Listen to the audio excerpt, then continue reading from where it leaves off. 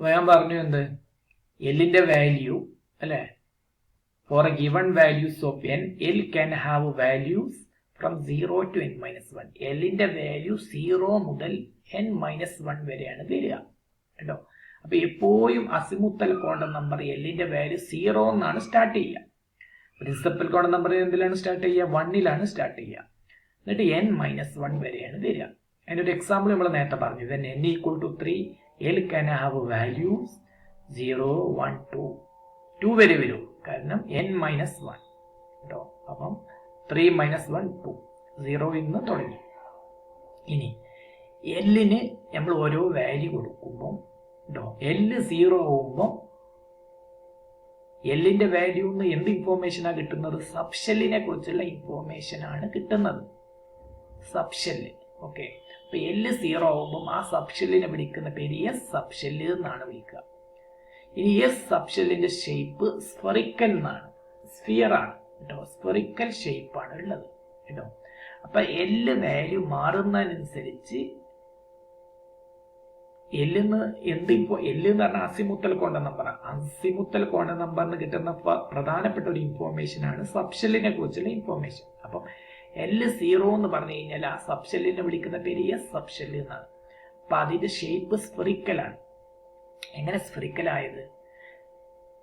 ഞാൻ മുമ്പ് പറഞ്ഞിരുന്നു, ഈ ക്വാണ്ടം നമ്പർ എന്നുള്ള ഇൻഫോർമേഷൻ കിട്ടിയത്, അതായത് ഇലക്ട്രോണിന്റെ അഡ്രസ് അറിയണമെങ്കിൽ, അല്ലെങ്കിൽ ഇലക്ട്രോണിന്റെ ഫുൾ ലൊക്കേഷൻ അറിയണമെങ്കിൽ 4 ക്വാണ്ടം നമ്പർ ഉണ്ട് എന്നൊക്കെ നമുക്ക് എവിടുന്നാണ് കിട്ടിയത്? ഡി ബ്രോഗ്ലി ഹൈപ്പോത്തസിസും ഐസൻബർഗ് അൺസർട്ടനിറ്റി പ്രിൻസിപ്പിളും അടിസ്ഥാനമാക്കി ശ്രോഡിഞ്ചർ എന്ന സയന്റിസ്റ്റ് ക്വാണ്ടം മെക്കാനിക്സ് എന്ന ഒരു ബ്രാഞ്ച് ഉണ്ടാക്കി. ക്വാണ്ടം മെക്കാനിക്സ് എന്ന് പറഞ്ഞാൽ ക്വാണ്ടം മെക്കാനിക്സ് ഇക്വേഷൻ ഉണ്ടാക്കി. ആ ഇക്വേഷനിൽ കിട്ടുന്ന ഇൻഫോർമേഷൻ ആണെന്ത് ക്വാണ്ടം നമ്പർ എന്ന് പറയുന്നത് കേട്ടോ. ആ ക്വാണ്ടം നമ്പർ എന്ന് പറയുന്നത്. അപ്പൊ ഷ്രോഡിംഗർ ഒരു ഇക്വേഷൻ ഉണ്ടാക്കിയിട്ടുണ്ട് കേട്ടോ. ആ ഇക്വേഷന് അദ്ദേഹം എല്ലിന് 0 കൊടുത്തു. എന്നിട്ട് അദ്ദേഹം ഒരു ഗ്രാഫ് വരച്ചു. അപ്പൊ ഗ്രാഫ് വരച്ചപ്പം ആ ഗ്രാഫിന്റെ പോയിന്റുകളൊക്കെ L 0 കൊടുത്തു. അപ്പൊ എല്ലിനൊരു ഇക്വേഷൻ ഷ്രോഡിഞ്ചർ എന്ന സയന്റിസ്റ്റ് ക്വാണ്ടം മെക്കാനിക്സിൽ കുറെ ഇക്വേഷൻ ഉണ്ടാക്കിയിട്ടുണ്ട്. എന്നിട്ട് അദ്ദേഹം ഇക്വേഷനിൽ എല്ലിന് 0 കൊടുത്തു. എന്നിട്ട് ഗ്രാഫ് പേപ്പറിൽ വരച്ചപ്പം അദ്ദേഹത്തിന് ഒരു സ്ഫെറിക്കൽ ഷേപ്പാണ് കിട്ടിയത് കേട്ടോ. അതുകൊണ്ടാണ് സ്ഫെറിക്കൽ എന്നുള്ള ഷേപ്പ് വന്നത്. അപ്പൊ എല്ലിന് 0 കൊടുക്കാൻ നമുക്ക് ഇന്ന് ചെയ്യാൻ പറ്റും. ഷ്രോഡിംഗറിന്റെ ഇക്വേഷൻ ഇന്ന് അവൈലബിൾ ആണ്. അത് ആ ഷ്രോഡിംഗറിന്റെ കുറെ ഇക്വേഷൻ ഉണ്ട്. അതിൽ ചില ഇക്വേഷനിൽ എല്ലിന് 0 കൊടുക്കുമ്പോൾ നമുക്ക് ഗ്രാഫിൽ വരക്കുകയാണെങ്കിൽ ഒരു സ്ഫെറിക്കൽ ഷേപ്പാണ് കിട്ടുക. ഓക്കെ. അതിന് അദ്ദേഹം വിളിച്ച പേരാണെന്ത്? എസ് സബ്ഷെല്ല് എന്ന് വിളിച്ചു. അതേപോലെ L 1 ആവുമ്പോൾ ആ സബ്ഷെല്ലിനെ പി എന്നാണ് വിളിക്കുക കേട്ടോ. പി. അത് അദ്ദേഹം ഗ്രാഫ് പേപ്പറിൽ വരച്ചപ്പോൾ അദ്ദേഹത്തിന് കിട്ടിയത് ഡംപ് ബെല്ലാണ്. ഡംപ് ബെല്ല് എന്ന 8 ഇല്ലേ, 6, 7, 8, ആ 8നെ പോലുള്ള ഒന്നാണെന്ത് ഡംപ് ബെൽ. അല്ലെങ്കിൽ 2 ബലൂണുകൾ എൻഡുകൾ പിടിച്ചു കിട്ടുക, അതാണെന്ത് ഡംപ് ബെൽ എന്ന് പറയുന്നത് കേട്ടോ. Dump bell. ബെല്ലിനെ ഡംപ് ചെയ്യുക, 2 ബലൂണുകൾ കിട്ടുക, 2 ബലൂണുകൾ കാറ്റ് നിറക്കുക, എന്നിട്ട് എന്ത് ചെയ്യാം, അതിന്റെ എൻഡുകൾ പരസ്പരം കിട്ടുക. അപ്പൊ നമുക്കൊരു 8, നമ്മൾ 8 എന്ന് എഴുതൂലേ, 8 എന്ന്, ആ 8നെ പോലെ ഇരിക്കും. അല്ലെങ്കിൽ 2 സ്ഫിയറുകൾ എന്ത് ചെയ്യാം. അപ്പൊ ഈ 8 എന്ന് പറഞ്ഞു കഴിഞ്ഞാല് നിങ്ങൾക്കറിയില്ലേ, 2 സ്ഫിയറുകൾ കൂടി ചേർന്നതാണ്, ആ രൂപമാണുള്ളത്. അപ്പൊ ഡംപ് ബെൽ എങ്ങനെയാണെന്ന് ഞാൻ പിന്നീട് പറയും, എന്റെ ഡയഗ്രാം ഒക്കെ വരയ്ക്കും കേട്ടോ. ഇപ്പൊ നിങ്ങൾ മനസ്സിലാക്കിയത് കേട്ടോ. അപ്പൊ ഡംപ് ബെല്ല് കിട്ടും. L 2 എന്ന് പറയുമ്പോൾ ആ സബ്ഷെല്ലിനെ നമ്മൾ ഡി എന്നാണ് വിളിക്കുക, ഡി സബ്ഷെൽ കേട്ടോ. അതിന്റെ ഷേപ്പ് ഡബിൾ ഡംപ് ബെല്ലാണ്, അതായത് 2 8 ഇട്ട മാതിരിയാണ് കേട്ടോ. അതേപോലെ L 3 ആവുമ്പം ആ സബ്ഷെല്ലിനെ എഫ് സബ്ഷെല്ല് എന്നാണ് വിളിക്കുക. അതിന് ഡിഫ്യൂസ്ഡ് സ്ട്രക്ചർ എന്ന് പറഞ്ഞു കഴിഞ്ഞാൽ ഒരു ബൾജ് ചെയ്തേ കേട്ടോ, ഒരു പ്രത്യേക സ്ട്രക്ചറാണ്. അപ്പൊ അതിന്റെ സ്ട്രക്ചർ നിങ്ങൾക്ക് ആവശ്യമില്ല, അതുകൊണ്ട് ഞാൻ പറയുന്നില്ല. ഇപ്പൊ നിങ്ങൾ ഡിഫ്യൂസ്ഡ് സ്ട്രക്ചർ എന്ന് പറഞ്ഞു മനസ്സിലാക്കിയാൽ മതി കേട്ടോ. അപ്പം L എന്ന് പറഞ്ഞു കഴിഞ്ഞാൽ പ്രിൻസിപ്പൽ ക്വാണ്ടം നമ്പറാണ്. അതിന് എന്ത് ഇൻഫോർമേഷനാണ് നമുക്ക് കിട്ടുക? സബ്ഷെല്ലിനെ കുറിച്ചുള്ള ഇൻഫോർമേഷൻ കിട്ടും. എന്നിട്ട് ശ്രോഡിഞ്ചർ എന്ത് ചെയ്തു പറഞ്ഞു, എല്ലിന് ഓരോ വാല്യൂ കൊടുത്തു. അപ്പൊ വാല്യൂ കൊടുത്തപ്പം അദ്ദേഹത്തിന് ഡിഫറെന്റ് ഷേപ്പാണ് കിട്ടിയത് കേട്ടോ. ഈ ഷേപ്പാണ് കിട്ടിയത്. അപ്പൊ എല്ലിന് 0 കൊടുത്തപ്പം സ്ഫെറിക്കൽ ഷേപ്പ് കിട്ടി. അതേപോലെ എല്ലിന് 1 കൊടുത്തപ്പം ഡംബ് ബെൽ ഷേപ്പ് കിട്ടി.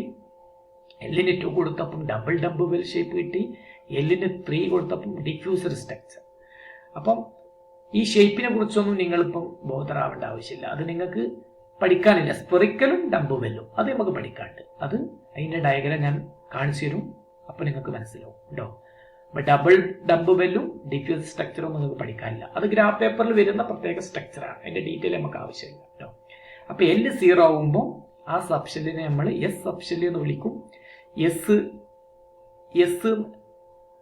0 ആവുമ്പോൾ ആ സബ്ഷെല്ലിനെ നമ്മൾ എന്താ വിളിക്കുക, S സബ്ഷെൽ. അപ്പൊ ഷാർപ്പ് എന്ന് പറഞ്ഞൊരു വേർഡിൽ നിന്നാണ് ഇത് ഉണ്ടായത്. ഷാർപ്പ് കേട്ടോ. ഷാർപ്പിന്റെ ഫസ്റ്റ് ലെറ്റർ S ആണ്. അങ്ങനെയാണ് S എന്ന് വരാൻ കാരണം. അതേപോലെ എല്ലിന് 1 കൊടുക്കുമ്പോൾ P സബ്ഷെൽ എന്ന പി എന്ന് പറഞ്ഞു കഴിഞ്ഞാൽ പ്രിൻസിപ്പൽ എന്നുള്ള ഒരു വാക്കുണ്ട്, വേർഡ്. അതിന്റെ ഫസ്റ്റ് ലെറ്റർ ആണ് P കേട്ടോ. അതേപോലെ എല്ലിന് 2 കൊടുക്കും. 2 കൊടുക്കുമ്പോൾ D സബ്ഷെൽ എന്നാ പറയാ കേട്ടോ. D സബ്ഷെൽ ഡിഫ്യൂസ്ഡ് എന്നുള്ള വാക്കിൽ നിന്നാണ് അത് വന്നത്. അതേപോലെ L 3 എന്ന് കൊടുക്കുമ്പോൾ F സബ്ഷെൽ എന്നാണ് വിളിക്കുക. F പറഞ്ഞ ഫണ്ടമെന്റൽ എന്നുള്ള വേർഡിൽ നിന്നാണ് അത് വന്നത്. ഫണ്ടമെന്റലിന്റെ ഫസ്റ്റ് ലെറ്റർ എന്താണ്, F. അപ്പൊ S എന്ന് പറഞ്ഞ ഷാർപ്പ് എന്നുള്ള വേർഡിൽ നിന്നാണ് ഉണ്ടായത്. അതൊന്നും നിങ്ങൾ പഠിക്കേണ്ട ആവശ്യമില്ല, ഞാൻ വെറുതെ പറഞ്ഞേന്നുള്ളൂ കേട്ടോ. S പറഞ്ഞ ഷാർപ്പ്, P എന്ന് പറഞ്ഞു കഴിഞ്ഞാൽ പ്രിൻസിപ്പൽ, D എന്ന് പറഞ്ഞാൽ ഡിഫ്യൂസ്ഡ്, F പറഞ്ഞ ഫണ്ടമെന്റൽ. അതിന്റെ ഫസ്റ്റ് ലെറ്ററുകളാണ് കേട്ടോ. അപ്പൊ അതൊന്നും നിങ്ങൾ അറിയേണ്ട ആവശ്യമില്ല. പക്ഷെ L 0 ആണെങ്കിൽ F സബ്ഷെല്ലാന്ന് നിങ്ങൾ അറിയണം. L 1 ആണെങ്കിൽ P സബ്ഷെല്ലാന്ന് അറിയണം. L 2 ആണെങ്കിൽ D സബ്ഷെല്ലാന്ന് നിങ്ങൾ അറിയണം. L 3 ആണെങ്കിൽ F സബ്ഷെല്ലാണെന്ന് നിങ്ങൾ അറിയണം. അതേപോലെ L 0 ആവുമ്പോൾ സ്ഫെറിക്കൽ ഷേപ്പാണെന്ന് നിങ്ങൾ അറിയണം. L 1 ആവുമ്പോൾ ഡംബ് ബെൽ ഷേപ്പാണെന്ന് നിങ്ങൾ അറിയണം കേട്ടോ. അപ്പം ഫസ്റ്റ് നമ്മൾ പ്രിൻസിപ്പൽ കോണ്ടം നമ്പർ പറഞ്ഞു. രണ്ടാമത് അസിമുത്തൽ കോണ്ടം നമ്പർ എന്ന് പറഞ്ഞു. അതിന്റെ വാല്യൂ ഏതൊക്കെയാണ്? അസിമുത്തൽ കോണ്ടം നമ്പർ ഏത് ലെറ്റർ ഉപയോഗിച്ചാണ് ഉപയോഗിക്കുക?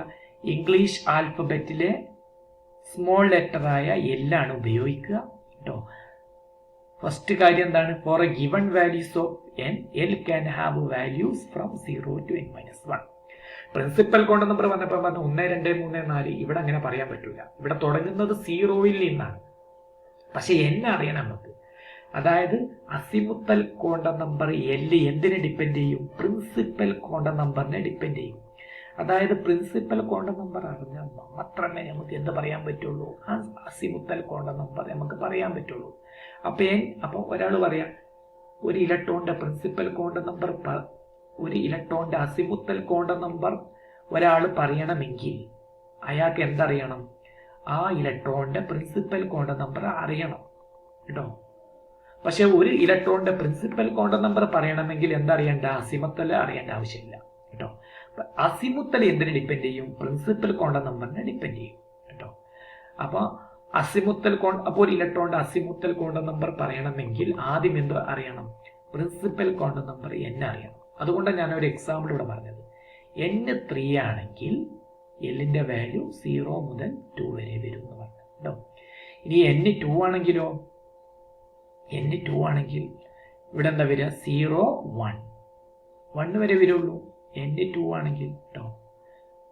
അതായത് n-1 വരെയാണ്. അപ്പോൾ 2 മൈനസ് n 2 ആവുമ്പോൾ 2 - 1 കേട്ടോ. അപ്പോൾ 1 വരെ വരുള്ളൂ, 0, 1 കേട്ടോ. ഇനി ഞാൻ പറഞ്ഞു L 0 ആവുമ്പോൾ സബ്ഷെല്ലിനെ വിളിക്കുന്ന പേര് S സബ്ഷെല്ല് എന്നാണ്. അപ്പോൾ ഗ്രാഫ് പേപ്പറിൽ നമുക്ക് വരച്ചു കഴിഞ്ഞാൽ സ്ഫെറിക്കലാണ് കിട്ടുക. അതേപോലെ L 1 ആവുമ്പോൾ P സബ്ഷെല്ലാണ് കേട്ടോ. അതിന് ഡംബ് ബെൽ ഷേപ്പാണ് നമുക്ക് കിട്ടുക. L 2 ആവുമ്പോൾ D സബ്ഷെല്ല് എന്നാണ് പറയുക. അതിനെ ഡബിൾ ഡംബ് ബെൽ ഷേപ്പാണ് ഒരു ഗ്രാഫ് പേപ്പറിൽ നമുക്ക് വരച്ചാൽ കിട്ടുക. L 3 ആവുമ്പോൾ F സബ്ഷെല്ലാണ് കിട്ടുക. അതിന് ഡിഫ്യൂസർ സ്ട്രക്ചറാണ് ഉള്ളത്. പിന്നെ അതിനെക്കുറിച്ച് കിട്ടുന്ന ഇൻഫോർമേഷനുകൾ എന്തൊക്കെ ഇൻഫോർമേഷനാണ് കിട്ടുന്നത്? It gives information about A subshell in A shell. ഒരു ഷെല്ലില് എത്ര സബ്ഷെൽ ഉണ്ടെന്ന് ഉള്ള ഇൻഫോർമേഷൻ ഇതിൽ നമുക്ക് കിട്ടും. പിന്നെന്താ കിട്ടുക? It gives information about orbital angular momentum of the electron. ഒരു ഇലക്ട്രോണിന്റെ ആംഗുലർ മൊമെന്റം എത്രയെന്ന് ഇത് നമുക്ക് കിട്ടും. ഓക്കെ.